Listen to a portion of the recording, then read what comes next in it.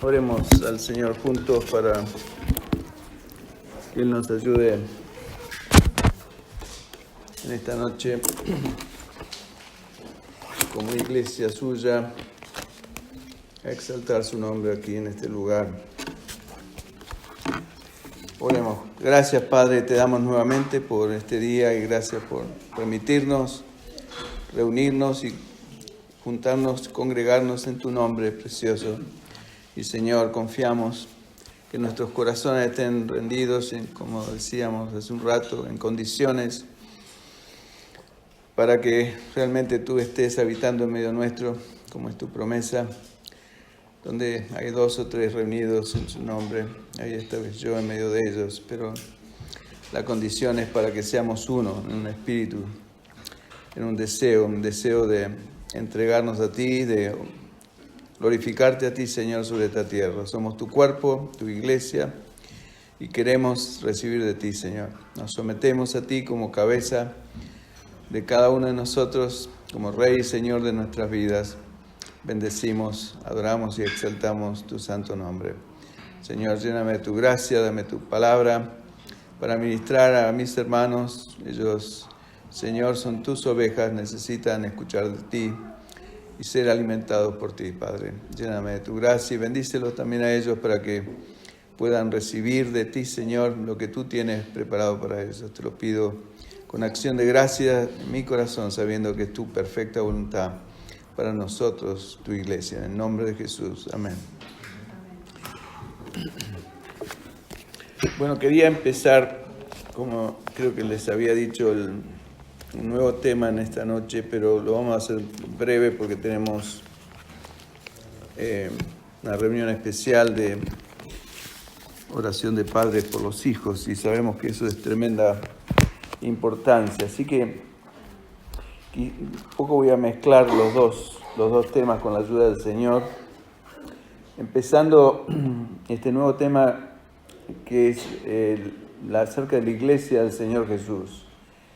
La iglesia es un edificio, como sabemos, como lo dice la palabra de Dios, también es un cuerpo, pero son todas analogías de lo que es la iglesia del Señor. Y el Señor lo explica de distintas maneras para que lo entendamos. Pero es importante para nosotros entender una gran verdad. En el Antiguo Pacto, ¿se acuerdan que hablamos mucho de la distinción entre el Antiguo Pacto y el Nuevo Pacto? Porque hay mucha confusión en las iglesias acerca de esto. Una de las características también del Nuevo Pacto, instituido por el Señor Jesucristo, es que ya no somos más llaneros solitarios, personas que andamos solas vagando, buscando la dirección de Dios. Necesitamos estar en el contexto de la iglesia. Es indispensable. No es opcional. Muchas veces no nos damos cuenta de eso. Pensamos que, bueno, yo me quedo en casa, escucho prédicas, pero no es lo mismo. La presencia de Dios no se hace manifiesta en ninguna prédica. Sí se hace en medio de su iglesia. Y eso es algo que muy pocas veces pensamos. El Señor ministra en forma especial en el contexto de la iglesia, porque por eso es ese texto tan importante dado por el Señor mismo, que si estamos unidos y en armonía, en paz con nosotros, el Señor se manifiesta y es no solo una palabra letra, sino es el Espíritu de Dios obrando en los corazones y ministrando cada necesidad, porque la iglesia es como una escuela con muchos niveles distintos. Yo me acuerdo en mi país, cuando viajábamos hacia el campo o hacia un lugar que teníamos parientes a 300 kilómetros de Buenos Aires. Yo criado en Buenos Aires, acostumbrado a lo que es una gran ciudad, las escuelas tenían cada una sus clases, ¿no es cierto?, con distintos niveles. Esa era la mente de uno. Y yo me acuerdo cuando íbamos por la ruta cruzábamos el campo, había pequeñas escuelitas y eran casas hechas por el gobierno hace muchos años atrás, que todavía están, eran simples casas, pero eran pequeñas. Y yo le preguntaba a mi madre, digo, ¿cómo es que hay alumnos de distintas edades, distintas clases metidas dentro de una casa? Y era una sola maestra. No sé si ustedes en sus países han tenido las escuelas rurales. Y yo le preguntaba a mi madre, yo no entendía, digo, ¿cómo puede ser una maestra que tenga tantos alumnos? Y realmente debe haber sido un esfuerzo muy grande para una maestra tener alumnos de sexto grado, de tercer grado, de segundo grado y de primer grado, que recién empezaban. Pero me viene a esto a la mente porque así es la iglesia. En la iglesia hay distintos niveles. Hay hermanos que están en primer grado, otros que están en segundo, otros en tercero.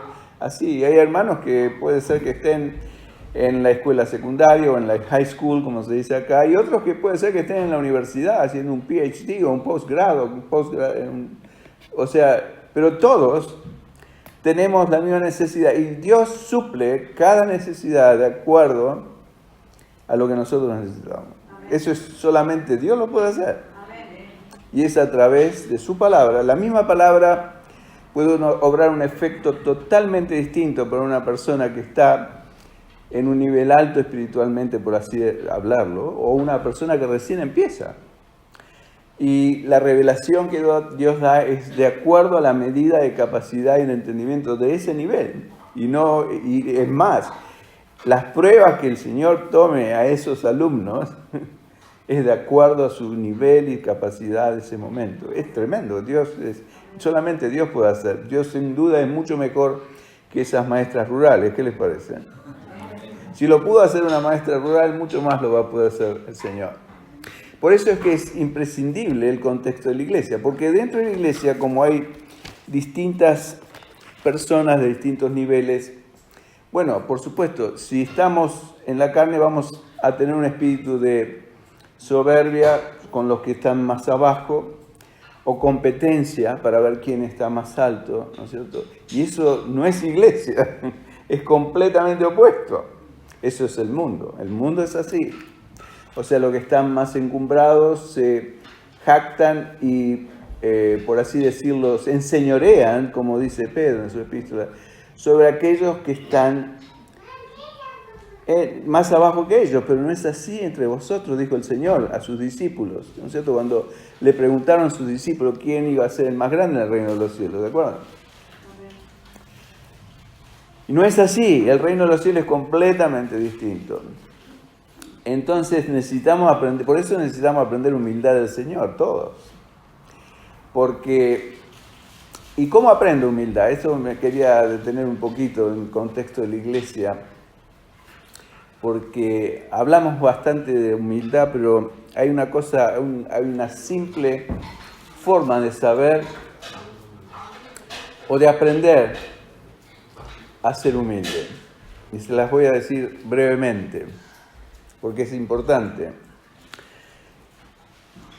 Si hay un alumno que está orgulloso, volvamos al caso de la escuela y los alumnos. Un alumno en una escuela, viene la madre todo contento y le dice, mami, estoy contento porque soy el mejor del grado, tengo la mejor calificación y resulta que tiene una nota de entre 0 y 10, tiene un 2. ¿Puede ese niño estar orgulloso de tener un 2 de...? Sí. ¿Saben por qué? Le falta un detalle a mi pregunta. Todos los demás tienen un 1 o un 0, y él tiene un 2. ¿Se dan cuenta cuál es entonces la forma de ser orgulloso?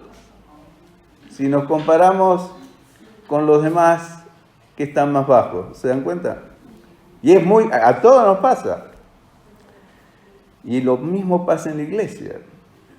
Si yo me comparo con hombres o con personas, me pongo orgulloso. Porque pienso que yo soy espiritualmente en un nivel más alto. ¿Entiendes? Estoy hablando del concepto de iglesia. No sé si me siguen. ¿Cuál es la forma? O sea que, volviendo a recapitular, ¿cómo es que viene el orgullo, por comparación, ¿no es cierto?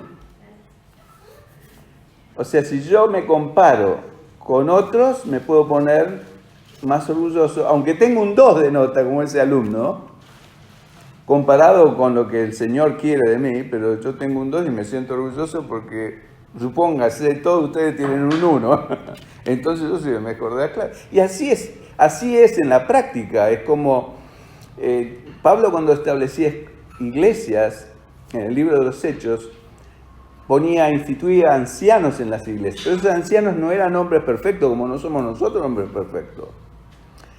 Pero es como en la escuela, me acuerdo que había un monitor, no sé si conocen ese monitor, era el encargado, cuando no estaba la maestra, el monitor tomaba a cargo la clase, ¿no es cierto? Y el monitor no era perfecto ni como la maestra, pero era el de la clase el mejorcito, entonces ese tomaba a la maestra, era el chupamedia, como decíamos, el país de la maestra. Porque todo lo demás lo odiaba, pero generalmente era el mejor alumno, el más. Pero era un alumno más. Y lo mismo pasa entre nosotros. Nosotros somos todas ovejas de Cristo.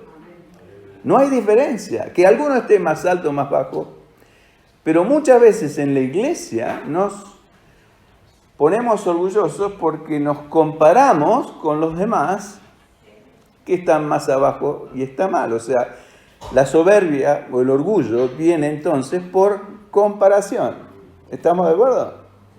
Ahora, ¿qué pasa si yo o cualquiera de nosotros se compara con el Señor Jesús? Se terminó el orgullo, ¿no es cierto? O sea que el orgullo también desaparece por comparación, ¿se dan cuenta? O sea que el orgullo viene por comparación, la mala comparación de compararnos entre nosotros, pero el orgullo se va cuando me comparo con aquel que es sobre todas las cosas. Por eso Hebreos capítulo 12 dice que corramos la carrera con paciencia, o sea, con paciencia porque es mucho lo que nos queda para aprender del Señor. Puesto los ojos en Jesús. ¿Por qué? Porque Él es el autor y el consumador de nuestra fe. O sea, no en un hombre, en ningún hombre. Así sea un eximio siervo de Dios, un gran predicador, un hombre entregado completo, pero aún a él yo no lo puedo mirar, tengo que mirarlo al Señor. Aunque por supuesto tengo que mirar a hombres en el sentido de que tengo que aprender de ellos, porque es necesario, es la única forma que tiene Dios. Dios, así como el Señor estuvo 3 años y medio constantemente con sus discípulos, lado a lado, vivían juntos, caminaban juntos, viajaban juntos, comían, dormían, siempre estaban casi constantemente juntos. Y es así la única forma que tuvo el Señor de transmitirle todas esas enseñanzas importantes a esos 12 hombres, de los cuales unos sabemos que fracasó, no porque salió mal, el Señor ya sabía.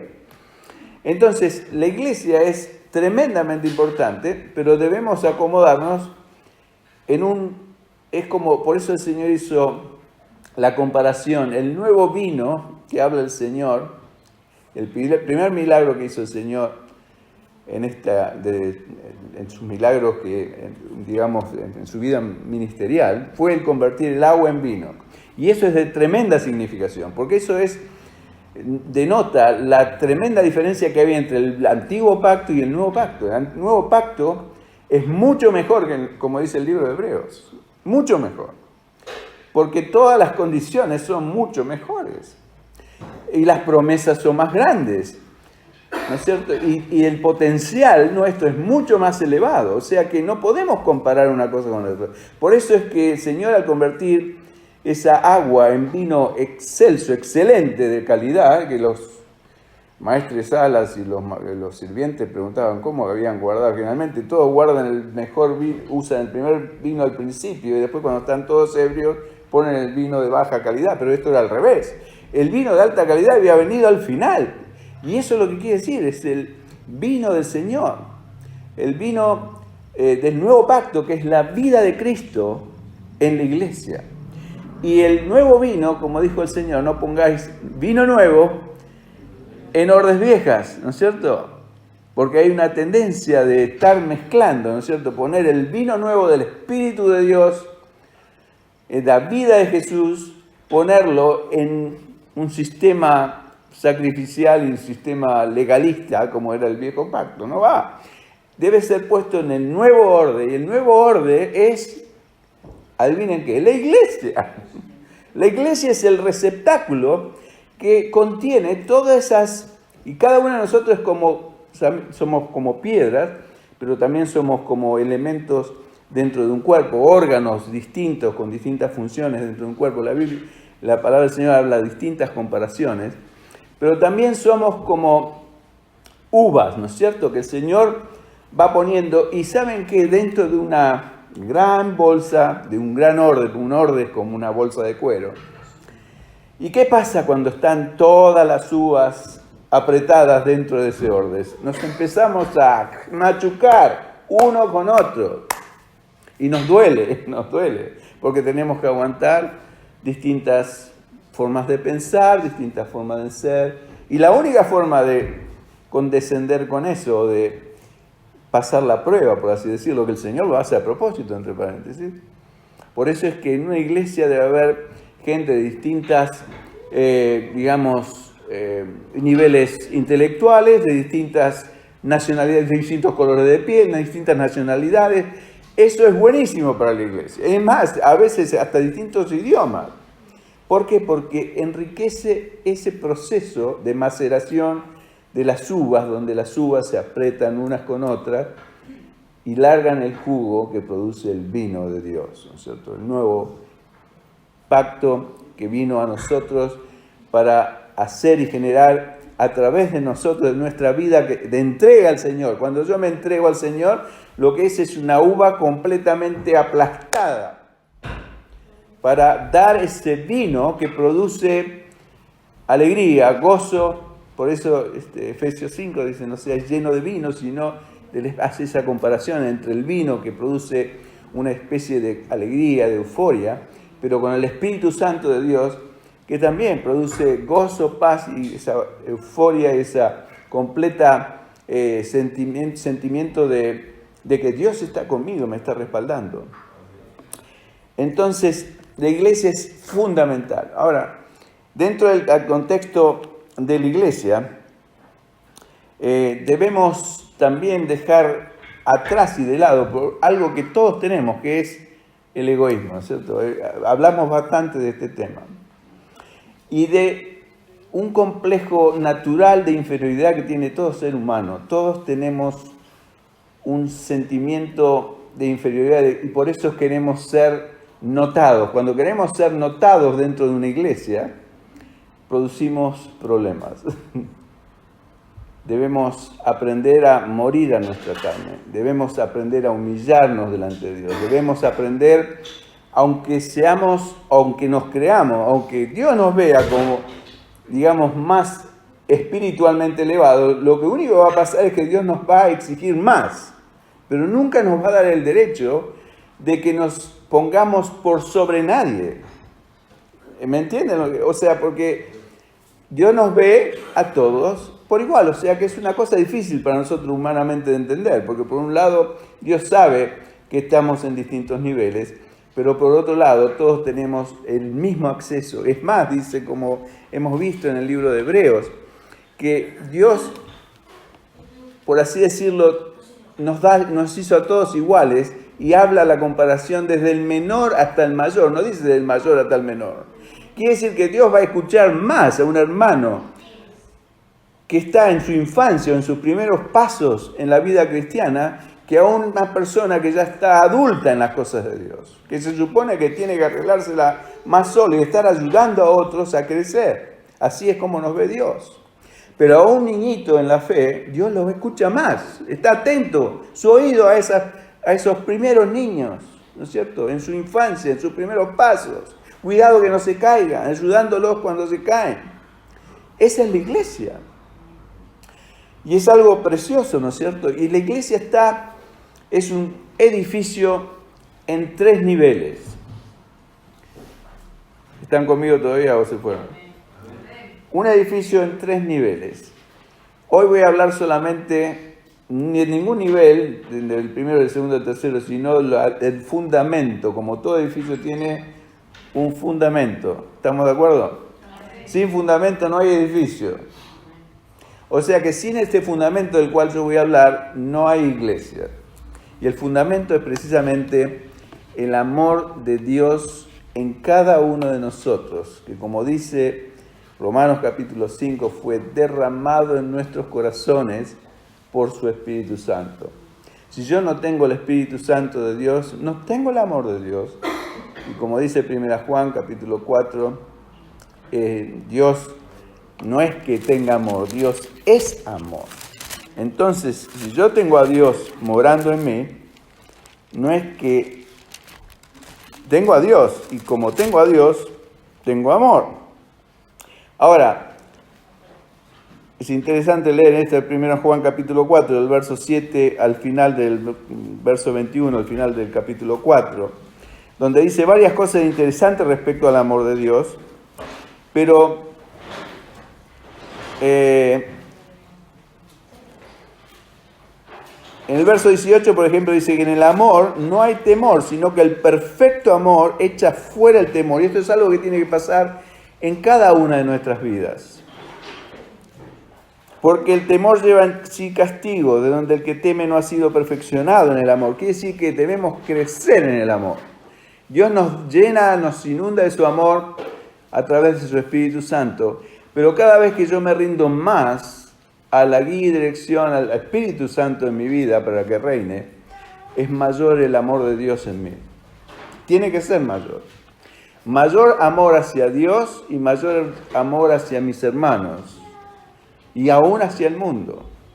Eso tiene que ser progresivo, es parte de lo que venimos a aprender en la iglesia. Y por eso es que es tan importante que prestemos atención a estos mensajes que hablan específicamente de nuestra necesidad de amar y de saber que Dios nos ama a nosotros intensamente.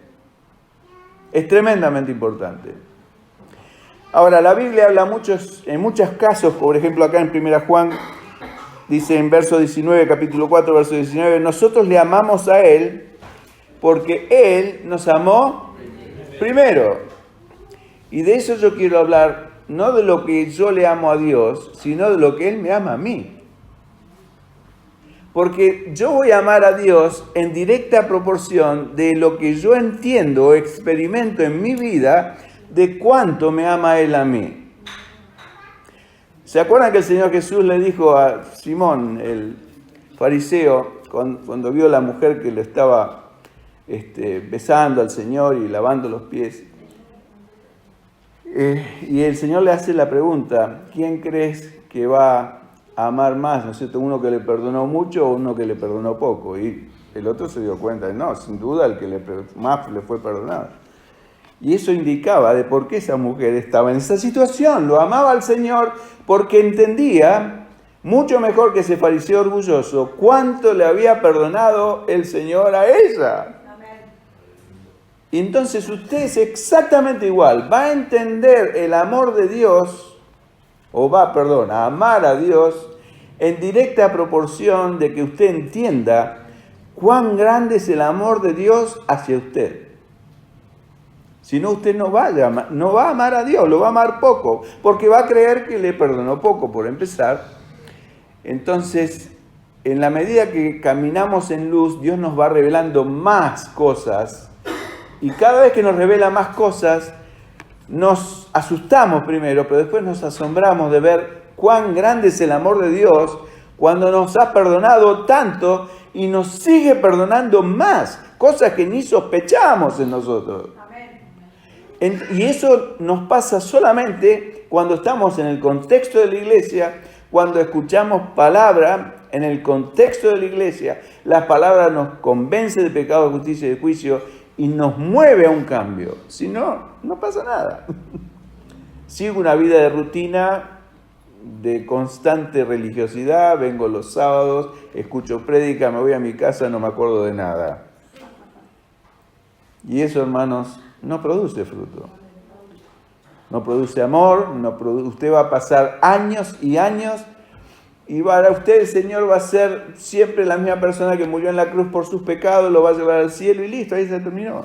Pero no va a haber una relación de amor. Y ese es el problema de muchos cristianos.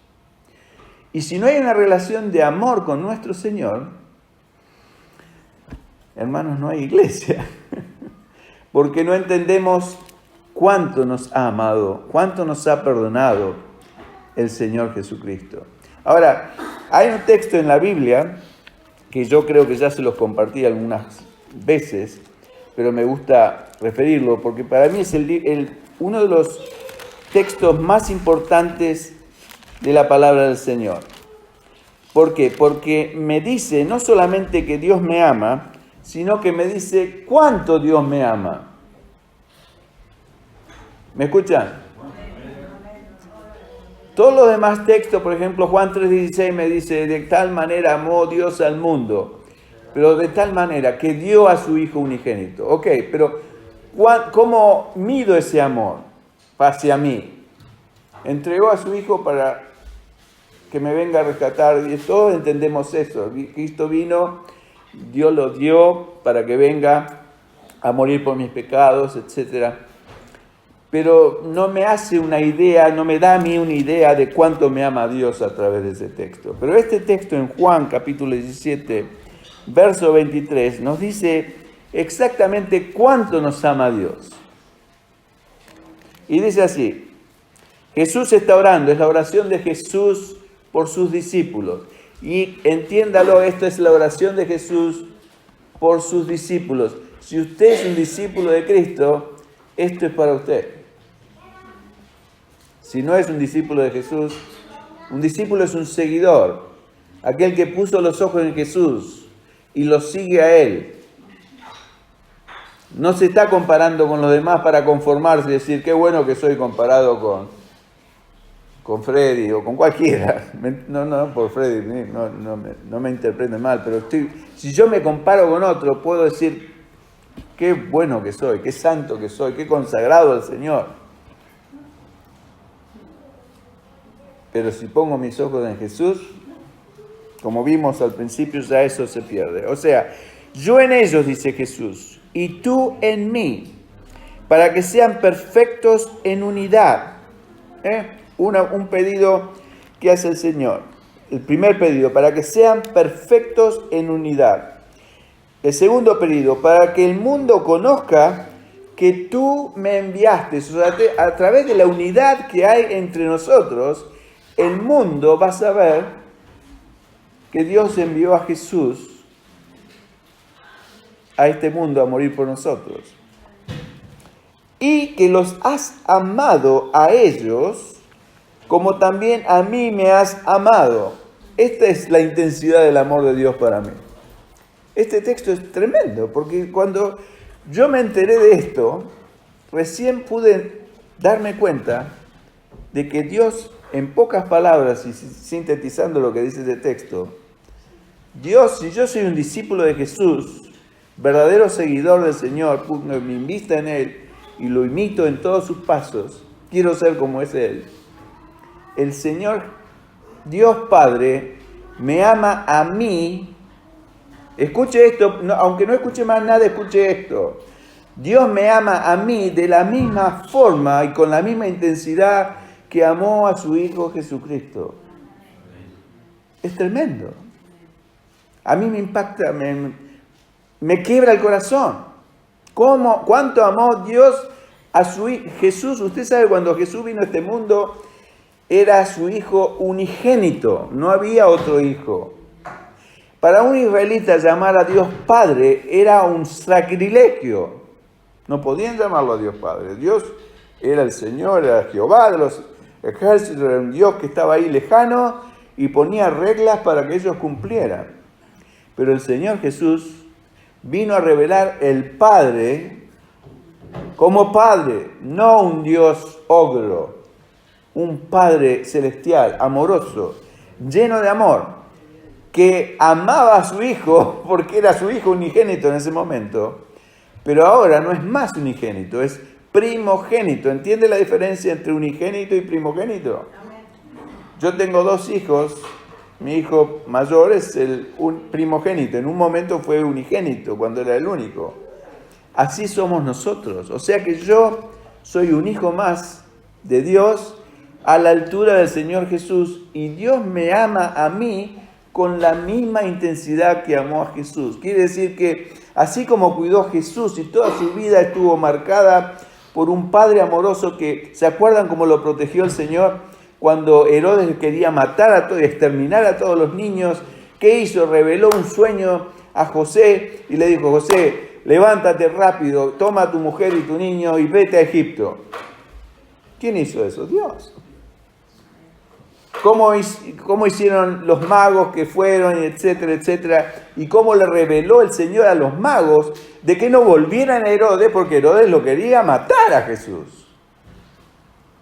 O sea que todo ese cuidado de ese padre amoroso que estaba constantemente viendo a su hijo, viéndolo crecer lleno de gracia y de bondad, y dijo antes de comenzar su ministerio terrenal: este es mi hijo amado en el cual estoy completamente satisfecho. No dijo esa palabra, pero más o menos eso quiere significar.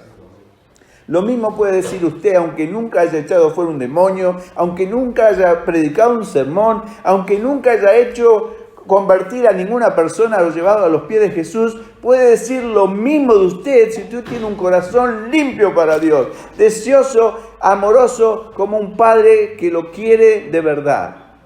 Y usted responde a ese amor. Cuando se da cuenta de ese amor que Él me tiene a mí, ¿cómo puedo dejar de amar a mi Dios? ¿Cómo puedo ser liviano con las cosas de Dios? Cuando Dios me manda algo en su palabra, lo tengo que tomar en serio. Por eso el Señor dijo: si me amáis, guarden mis mandamientos. Si no me aman, no los guarden. Dios no me obliga. Yo estoy acá por mi propia voluntad, en directa responsabilidad delante de mi Dios, que me llamó a una vida eterna, una vida de gloria, una vida de propósito, una vida de poder. Y lo mismo son cada uno de ustedes. Deben gozarse en eso, en saber que el Padre los ama con la misma intensidad que lo amó a su primer Hijo Jesucristo. Dios no hace distinción de personas. Así como yo, que soy un mal hombre, un mal padre, por así decirlo, comparado con Dios, yo no puedo hacer distinción con mis hijos. Mis hijos son celosos. Ustedes, los que tienen más de un hijo, saben. Mi esposa, si le hace un postre a uno, tiene que hacérselo al otro, porque se enteran que le hizo el postre a uno y al otro no. Es lógico, ¿me entienden? O sea, uno no hace distinción porque son hijos nuestros. Por supuesto que uno responde, si un hijo ama más que el otro, uno responde, por supuesto, más naturalmente a ese amor. Pero, digamos, en oportunidades uno le da el trato general, son hijos. Y lo mismo es Dios con nosotros. Por supuesto, si yo me acerco más a Dios, Él se va a acercar más a mí. Y usted puede decir: lo quiere más a Daniel. No, el problema está en usted que no busca a Dios. Amén. Daniel busca a Dios, Dios se acerca a él. Usted no lo busca, Dios no se acerca. Esa es la razón. Pero no hay otra razón. Dios no tiene ninguna acepción de personas, no tiene hijos preferidos, por así decirlo. Y si los tiene es porque esos hijos lo buscan al Señor y el Señor le vuelca su afecto. Esa es simple razón. Así que, de la misma forma que cuidó al Señor, entre todas esas cosas, nunca se enfermó, lo iban a desbarrancar, lo iban a apedrear, nunca le pudieron hacer nada, porque el Señor Jesús mismo dijo: porque su hora no había aún llegado. Esa es la razón. Entonces, esta es la enseñanza más grande de la Biblia para mí. El hecho de que Dios nos ama con la misma intensidad que amó a su primer Hijo, el Señor Jesucristo. Y para ilustrar un poco más esto, vamos a Juan capítulo 17, verso 23. Después que Jesús resucitó, esta es la primera vez que Jesús le llama a sus discípulos hermanos. Y a mí me llena de gozo, porque el Señor me llama a mí hermano de Él. Dice así, Juan 17, 23. Juan 20. Juan capítulo 20, verso 17. Jesús le dijo: no me toques, porque aún no he subido a mi Padre. Ve a mis hermanos y dile, subo a mi Padre y a vuestro Padre, a mi Dios y a vuestro Dios. ¿Se da cuenta? Es la primera vez que Dios pudo llamarnos o llamarlos a esos primeros discípulos sus hijos. Por eso el Señor le hace esa distinción y esa afirmación. Subo a mi Padre y a vuestro Padre, a mi Dios y a vuestro Dios. ¿Se da cuenta? Y por eso digo y hago la salvedad, siempre y cuando usted sea un discípulo de Jesús. Si usted no es un discípulo de Jesús, se la pierde. Pero si es un discípulo de Jesús, esto es para usted. Y sabemos que dice en Romanos 8:29 que somos hermanos, hechos hermanos del Señor. Ese es el propósito eterno de Dios. Romanos capítulo 8, verso 29. Dice, porque a los que antes conoció también los predestinó para que fuesen hechos conforme a la imagen de su Hijo, para que Él sea el primogénito entre muchos hermanos. El Señor Jesús es el primogénito entre muchos hermanos. También el libro de Hebreos dice en el capítulo 2, habla de que somos hermanos del Señor Jesucristo. 2 veces lo menciona, pero no quiero leerlo, no me quiero detener. Y a veces sufrimos innecesariamente en nuestra vida, aún siendo Dios nuestro Padre. ¿Saben por qué? Cuando sufrimos. A veces a lo mejor usted le pregunta, pero ¿cómo puede ser? Si a mí me pasan cosas en mi vida que no confirman que Dios me cuida a mí como lo cuidaba Jesús. Pero ¿saben? Si es así, ¿saben por qué? Porque puede haber áreas en su vida que usted no ha entregado al Señor. Y esto creo que vamos a terminar acá, lo vamos a dejar aquí.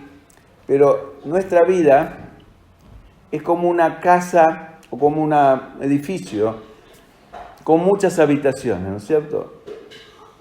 Nuestras vidas son parecidas a esto. Hay varias habitaciones dentro. Cada habitación es un área de mi vida. Hay un área, una habitación dentro de mí que es, bueno, por supuesto, mi mente, las cosas que yo pienso, las cosas que yo medito. Otra es mi tiempo, cómo invierto mi tiempo, dónde gasto mi tiempo. Todos tenemos el mismo tiempo, no sé si sabían, tenemos 24 horas por día y 365 días por año. La diferencia la hace en cómo nosotros invertimos nuestro tiempo. Muchas personas dicen, no tengo tiempo de buscar a Dios. El problema es que usted no prioriza su relación con Dios sobre otras cosas. Por eso usted no tiene tiempo. No es al revés, porque todos tenemos el mismo tiempo. Y esas es las parábolas que usa el Señor, ¿no es cierto? Las parábolas de las minas y de los talentos. Son 2 parábolas parecidas, pero a uno le dio Dios todo lo mismo, y eso es el tiempo. A todos nos dio el mismo tiempo. ¿Cómo usamos el tiempo? Depende de cada uno de nosotros. Dios va a premiar al que invierte bien el tiempo en cosas para su reino, para su gloria. Entonces, ¿a dónde venía yo? El tema es que el diablo engaña a las personas para que áreas de nuestras vidas no sean entregadas al Señor y las reservamos para nosotros, y son habitaciones que quedan a oscuras. Y es ahí donde Dios no se mete. Las áreas de mi vida que están bajo la protección y supervisión completa de mi Dios son aquellas, escuche esto porque es tremendamente importante, que yo le rendí a mi Señor. Por eso el Señor en Apocalipsis dice, yo estoy a la puerta y llamo. Dios golpea cada habitación de mi vida. Golpea la habitación de mi mente, golpea la habitación de mi trabajo, de mis finanzas, golpea la habitación de mi entretenimiento, donde gasto mi tiempo mirando o distendiéndome o entreteniéndome, cuáles son las cosas que miro en la tele, los libros que leo. Si son áreas que yo le digo al Señor, Señor, acá no te metas, En mi finanza, por ejemplo, cuando yo hago el tax return, Señor, déjame tranquilo, no te metas. Muchas personas dicen eso. ¿Por qué? Porque quieren sacar provecho de lo que le pueden robar al Taxation Office. Pero si usted es honesto y dice, Señor, esto es tuyo, me lo diste tú, yo soy un administrador nada más, esa es la realidad. Yo pienso así, no sé si estoy equivocado. Pero esto es tuyo, Señor, no voy a ocultar nada, quiero ser limpio en todas mis cuentas. No le quiero deber nada al gobierno, nada a nadie, porque eso es lo que demanda el Señor. No debáis nada a nadie. En lo que honra, por supuesto, amaos los unos a los otros, eso es la única deuda que tenemos que tener. Y en cuanto a honra, prefiriéndoos los unos a los otros. Pero yo no tengo que deber, ningún cristiano debería deber a menos que sea una emergencia. Si yo obro en esa manera y blanqueo mi vida, cada área de mi vida, cada habitación de ese edificio que es mi vida, el Señor golpea la puerta y yo se la abro y Él entra con su luz y la ilumina y la limpia, todo eso está bajo la protección del Señor. No hay demonio, ni hay nada que pueda tocar. ¿Se acuerdan de Job con las cercas? Es exactamente esto. Porque va puesta específicamente, deliberadamente por cada uno de nosotros bajo la directa protección y cuidado de nuestro Dios. Y entonces Dios toma control. Y si Dios llega a permitir algo, como en el caso de Job, es por un propósito eterno. ¿Para qué? ¿Cuál es el propósito? De hacernos igualitos a la imagen de su Hijo primero, de Jesús. Él es nuestro modelo, nuestro ejemplo.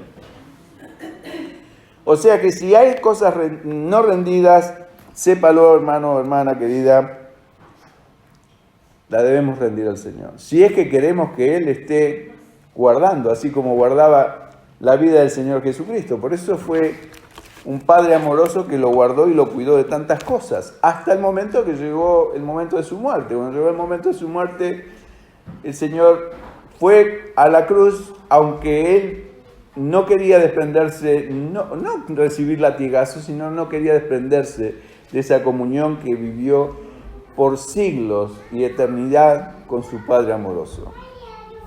Esa era la única razón.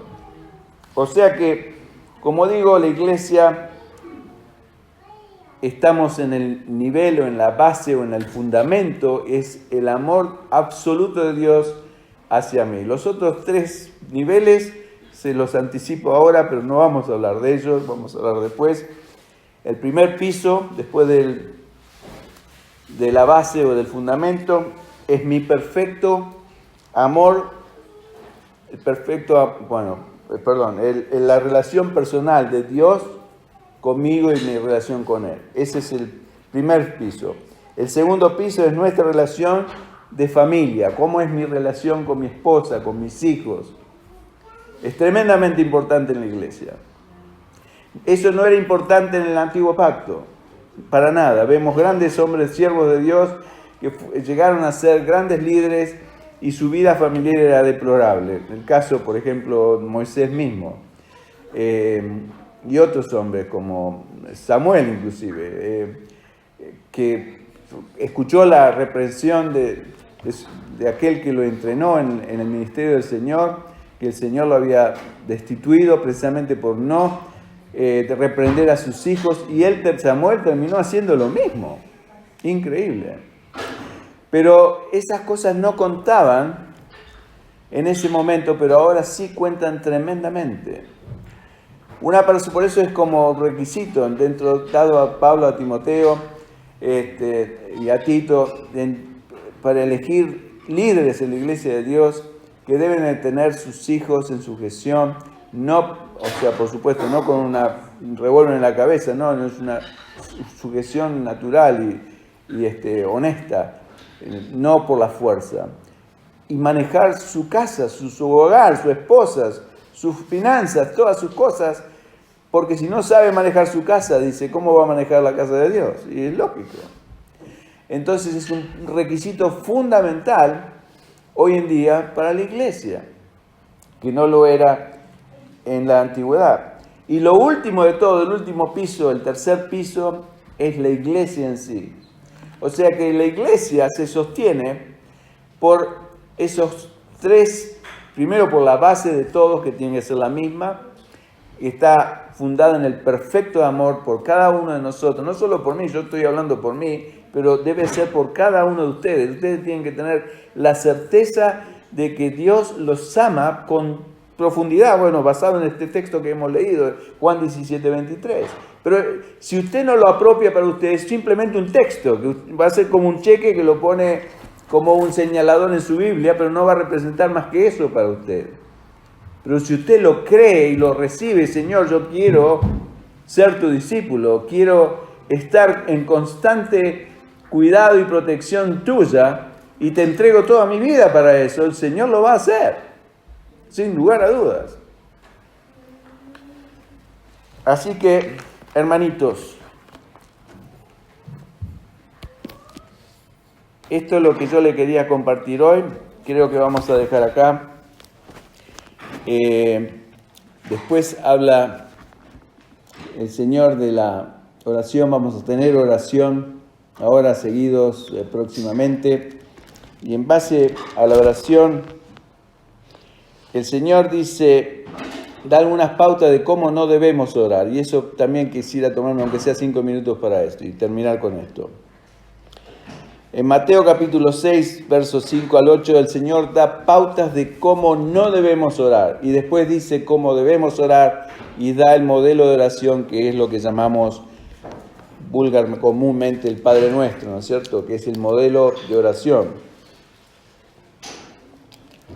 ¿Cuál es el modelo basado de oración del Señor Jesús en el Padre Nuestro? Es un modelo de oración sin egoísmos personales. Porque precisamente el problema es que casi todas nuestras oraciones son egoístas. Ya lo hemos hablado de este tema.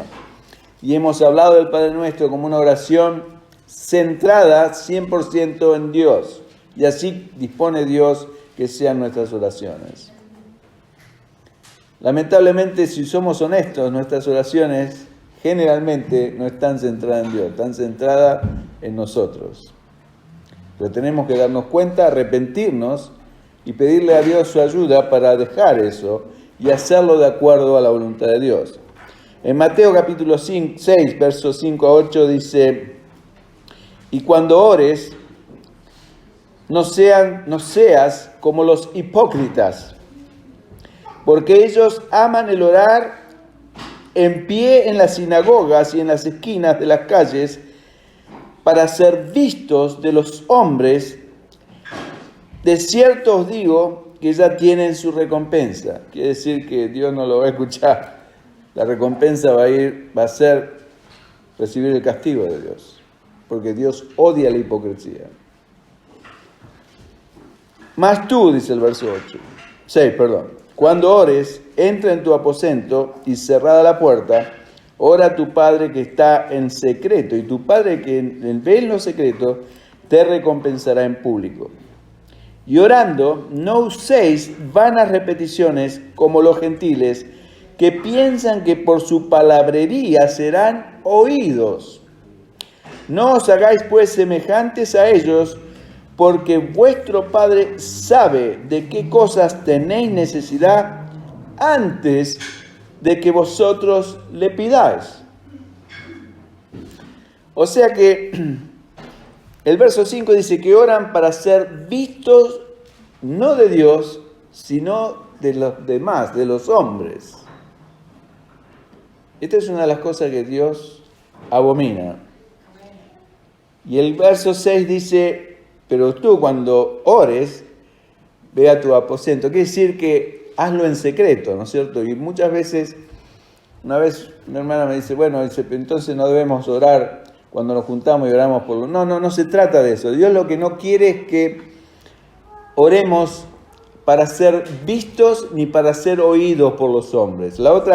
El próximo verso, en el verso 7, habla de ser oídos. Dice, y orando no uséis vanas repeticiones como los gentiles, que piensan que por su palabrería, sus palabras elegantes, o por sus muchas palabras, van a ser oídos. Eso es lo que dice. Palabrería quiere decir una verborragia de palabras. Palabras al viento. Y que por las muchas palabras Dios va a oír. O sea que no debemos orar para ser visto por los demás de que estamos orando, ni para que nuestras oraciones sean cargadas de vanas repeticiones. No quiere decir que no vamos a repetir, pero hay cosas que debemos repetirlas, siempre y cuando lo sintamos de corazón, lo hagamos conscientemente, no sean vanas repeticiones. ¿Entienden lo que es una vana repetición? Es como repetir siempre lo mismo con una muletilla que se llama, o decir siempre aleluya, o gloria a Dios, o cosas que repetimos sin darnos cuenta. Eso es una vana repetición. Dios no quiere eso. En otras palabras, Dios quiere que oremos en absoluta honestidad y simpleza delante de Él, porque es nuestro Padre. No nos olvidemos de eso. No estamos hablando con un hombre como el CEO de una compañía o un gerente general de una compañía que nos inspira un respeto. No, estamos hablando con un Padre amoroso que está esperando que le busquemos, y por eso el Señor dice que Él sabe lo que nosotros necesitamos antes de que nosotros se lo pidamos. O sea, más claro que eso no puede ser. O sea, en otras palabras, Jesús estaba diciendo, miren, no se gasten en vanas repeticiones o en oraciones elegantes para impresionar a Dios ni a nadie, porque el problema es que a veces queremos impresionar a los demás. No sé si a ustedes les ha pasado, a mí me pasó.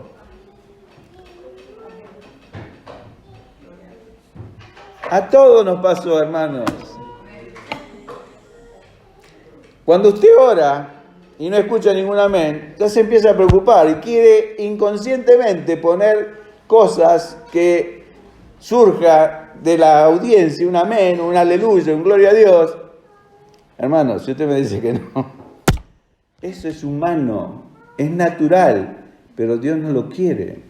Y lleva tiempo y morir a la carne para poder salir de esa situación en la cual todos estamos, indudablemente.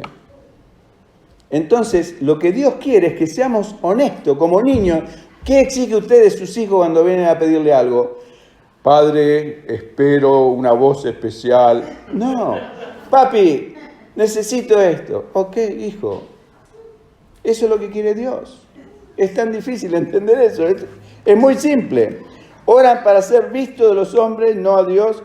Y el verso 7, oran usando vanas repeticiones, pensando que por sus muchas palabras serán oídos. Normalmente cuando usamos vanas repeticiones para llenar espacios vacíos, Dios sabe, el verso 8, de qué tenemos necesidad antes que nosotros le pidamos. Así que, hermanos, en función de esto, oremos confiando de que el Señor nos escucha. Que el Señor quiere que pidamos, porque orando, el que pide es el que mayor beneficio recibe. Dios no recibe ningún beneficio cuando yo le oro a Él. El que recibe el beneficio soy yo. Dios no necesita de mí. Entonces, cuando usted se acerca a Dios a pedirle algo en simpleza, en honestidad, en sinceridad, esto es lo que se refiere el Señor Jesús. Simpleza, sinceridad, honestidad.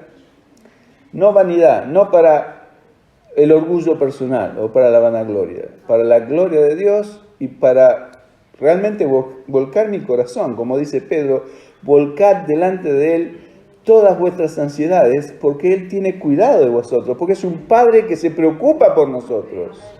Entonces por eso digo, no es un Dios que está allá lejos y alto y yo tengo que acercarme todo arrugado como era en la antigüedad, porque era un Dios que juzga. No, este es un Padre amoroso que quiere que nosotros le pidamos. Así que, hermanos, en ese espíritu, acerquemos al trono de gracia con confianza en nuestros corazones. Que el Señor los bendiga. Padre, ayúdanos pues en esta noche a glorificarte a través de nuestras oraciones. Perdónanos, Padre, si te ofendemos o si lo hacemos de una forma que a ti no te agrada. Ayúdanos a hacerlo, Padre, a dejar cosas de nuestra naturaleza humana atrás y poder confiar en lo que tú nos indicas para así orar efectivamente para ti. En el nombre de Jesús. Amén, Señor.